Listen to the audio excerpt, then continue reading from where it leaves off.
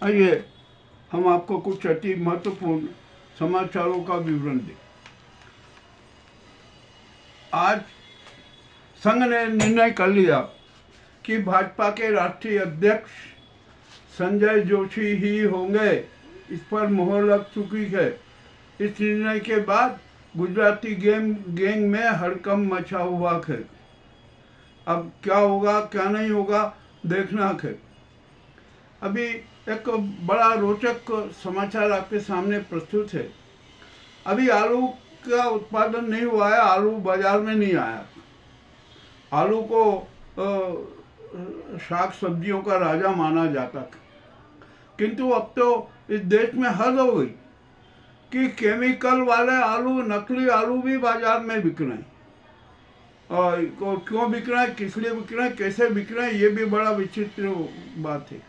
सैकड़ों क्विंटल आलू, नकली केमिकल आलू जब्त किया गया है और ये उत्तर प्रदेश और मध्य प्रदेश में बेचा जा रहा है। होता यह है कि जो आलू बिल्कुल ख़राब हो जाते हैं, वेयर हाउस में सड़े गले जैसे वे हो जाते हैं, और जो ओनर पनन 1 रुपये किलो 2 रुपये किलो में वो बेच दिए जाते हैं, उन्हीं आलू को खरीद कर उनका जो ऊपरी लेयर है उसको हटा दिया जाता है और एक केमिकल घोल में उनके जो पिंड बचते हैं, आलू के जो बचते हैं ना, उसको डाल दिया जाता है। तो उससे केमिकल इफेक्ट से आलू में एक नई परत जमा हो जाती है और वो ऐसा लगता है कि जैसे बस अभी ये आलू अब ताज़ा आया है, परंतु ताज़ा आलू नहीं होता है। वो सड़ा गला और खराब आलू होता है जो सेहत के लिए बड़ा नुकसानदायी होता है। ये मामला बड़ा अति रोचक है। अब देखना है कि इसको किस प्रकार से नियंत्रित किया जाता है। मामला अति रोचक है। अब यहाँ पर राजस्थान में एक बड़ा विचित्र कांड हुआ। सीएस के केस वहन से 12 करोड़ रुपए की चांदी जब्त हुई गोगुंदा टोल पर। पुलिस ने मुखबिर की सूचना पर वो चांदी पकड़ी। मतलब गवर्नमेंट की केस बैग में ये तस्करी की चांदी क्यों और किसने भेजी, कहाँ से आई? जो ये उदयपुर भेजी जा रही थी, भेजने वाला कौन, मामला अति रोचक है। और यह जो चांदी है ना, 12 करोड़ रुपए की पकड़ाई, इसमें तस्कर कौन, अभी ये भी मामला बड़ा विचित्र है। अब मोहन भागवत जी ने आज विज्ञान भवन में बहुत अच्छी बातें कही, रोचक बातें कही। हमने भी जो मोहन भागवत जी से सवाल दागे थे ना किए, उनमें से अनेकों का उत्तर भी उन्होंने अपने उद्बोधन में दिया। अब पूरा उद्बोधन क्या दिया, मोहन भागवत जी क्या चाहते थे, क्या उनकी मंशा थी, उन्होंने किस प्रकार का भाषण दिया, किस प्रकार का उद्बोधन दिया, हम वो बताएंगे। किंतु इतना तो तय है कि मोहन भागवत जी ने आज जीवन जीने की कला और विधा तथा सच्चे हिंदुत्व और सनातन धर्म के मूल जो तत्व हैं उनकी व्याख्या की। उन्होंने किसी को नहीं छोड़ा, सबको उन्होंने लताड़ लगाई कि आखिरकार हमें एक इस राष्ट्र के लिए, सनातन धर्म के लिए हमें किस प्रकार का जीवन यापन करना चाहिए। ये बात की भी पुष्टि मोहन भागवत जी ने की। बड़ी अच्छी बात लगी। विज्ञान भवन में कम से कम एक वैज्ञानिक आधार का रूपरेखा तो प्रस्तुत की। अब यहाँ पर गुजराती मॉडल का तो पोस्टमार्टम ही हो गया है ना। गुजराती मॉडल के नाम पर किस प्रकार के भयंकर घोटाले किए गए, इसकी भी जांच होना जरूरी है। अब मामला अति रोचक हो गया है। अभी मैं समाचार की जो परख कर रहा था उसमें एक बड़ा रोचक समाचार आया कि अडानी के मुंद्रा एयरपोर्ट से जो तस्करी हुई थी ना, करीबन 5 का कुछ वो सही फिगर तो पता नहीं है, परंतु जो हेरोइन पकड़ी गई थी ना, उसका 65% भाग अडानी के मुद्रा पोर्ट से ही जब्त हुई थी। अब यहाँ पर गृह विभाग और ये सब खुफिया तंत्र सक्रिय हुए तो अब तो ये ऐसा लग रहा है कि हेरोइन की तस्करी भी अडानी ग्रुप समूह की ओर से की जा रही थी। अब मामला बड़ा रोचक हो गया क्या? अब देखते हैं क्या होता है क्या नहीं होता है। इसकी कौन जांच करेगा, कैसे क्या होगा। अब तो अडानी पर भी संकट आ गया। अब मामला अति रोचक है। अब अमित शाह भी क्या करेंगे? वे भी मजबूर हो जाएंगे कि नहीं नहीं भाई जांच की जाए। मामला बहुत बड़ा गंभीर है। हमने जब ये मामला उठाया था ना, तो लोगों ने हमें बड़ा आलोचना की थी और कहा था कि आपके दिमाग में क्या पागलपन हो गया, क्या आप पागल हो। किंतु अब नहीं, अब तो ये बात बहुत स्पष्ट हो गई है। अब आपको आप ये बता दूं कि जितनी भी हेरोइन जब्त हुई है ना देश में, उसका 65% भाग अडानी के मुद्रा पोर्ट से ही जब्त हुआ है।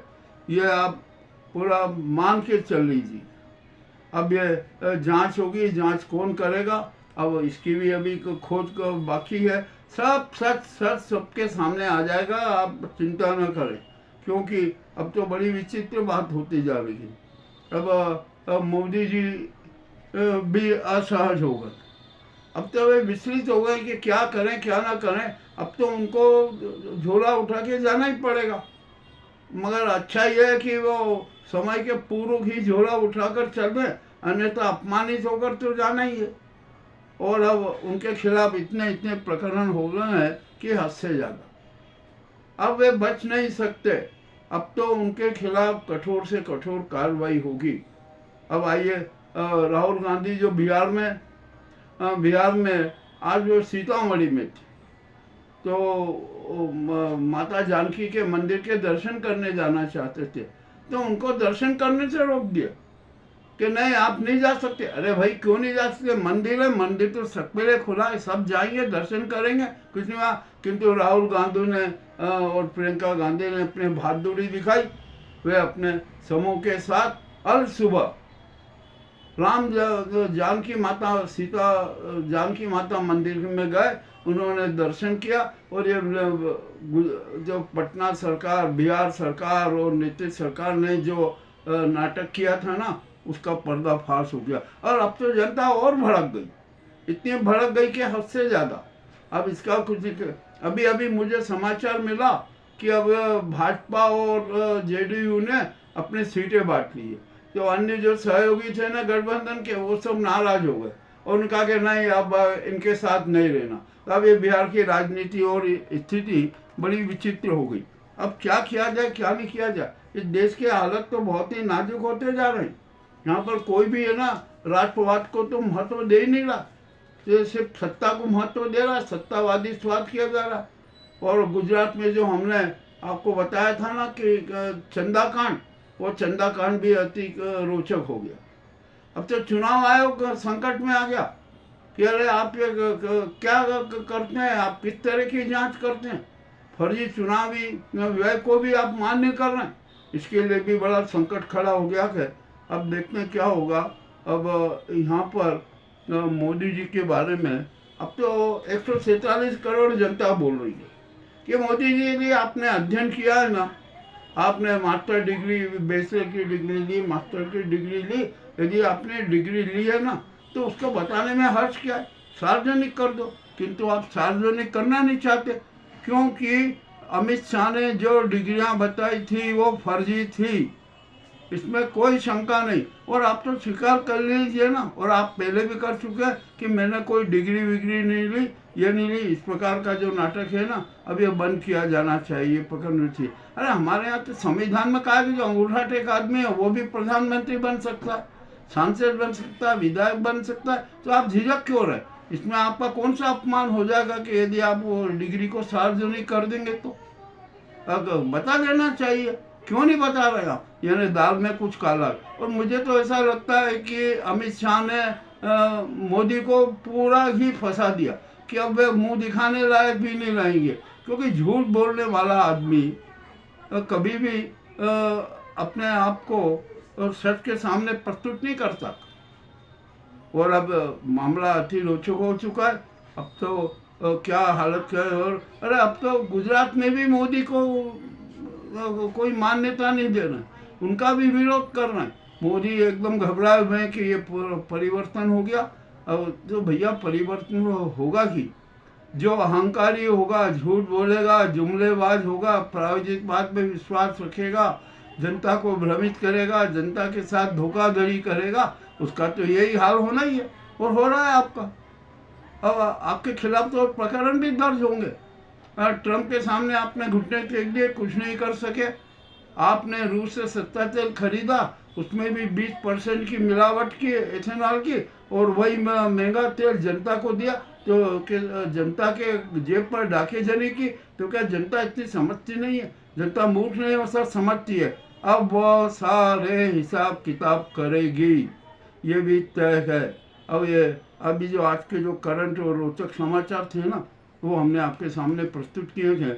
और जम्मू कश्मीर में बाढ़ के हालात बहुत नाजुक हैं।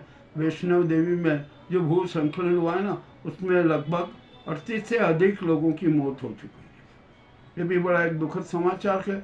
और राजस्थान में भी जल कहर जारी है, हिमाचल में, उत्तराखंड में, असम में, सब जगह जल कहर जारी है। महाराष्ट्र में भी अभी 2 दिन पहले भी जल कहर हुआ था, फिर भी वर्षा जारी है। और मध्य प्रदेश में भी जल कहर के समाचार आ रहे। अब ये जो प्रकृति है ना, हमें वही लौटा रही है जो हमने उसको दिया। हमने प्रकृति के साथ छेड़छाड़ की, उसका श्रृंगार करने की बजाय उसका विनाश किया, जिसका घातक परिणाम हम भुगत रहे हैं। आज के अभी के जो ताज़ा समाचार थे वो आपके सामने प्रस्तुत है। आपको कैसे लगे हमें अवश्य बताएं। बहुत बहुत धन्यवाद। अब क्या करूं तुम